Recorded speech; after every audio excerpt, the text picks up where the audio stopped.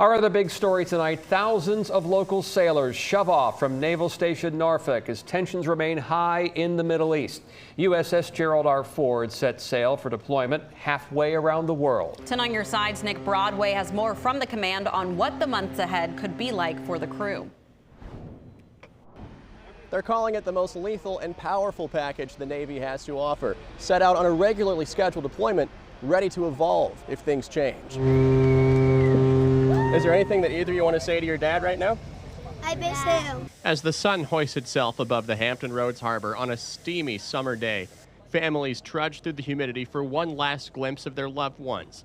The sailors on board USS Gerald R shipping off to Europe. Perhaps on the minds of many, the rising tensions in Iran, days after the U.S. bombed 3 of its nuclear sites, and a rocky ceasefire deal with Iran and Israel.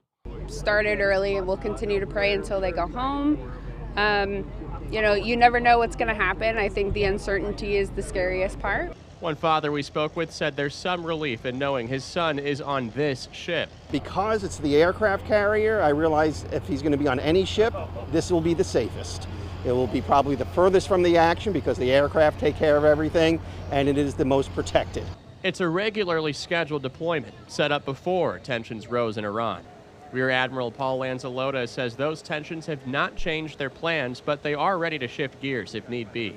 The commander says they did have meetings with USS Harry S. Truman after its return, getting intel about what the adversaries are up to. I am not worried about our sailors. They are extremely resilient and awesome, and they've been trained to a very high level, to an exquisite, extreme level of readiness. As the carrier left the pier, cheers and applause erupted from families and friends, joined by a somber atmosphere and a sense of pride.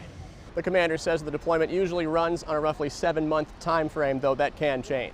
At Naval Station Norfolk, Nick Broadway, 10 on Your Side.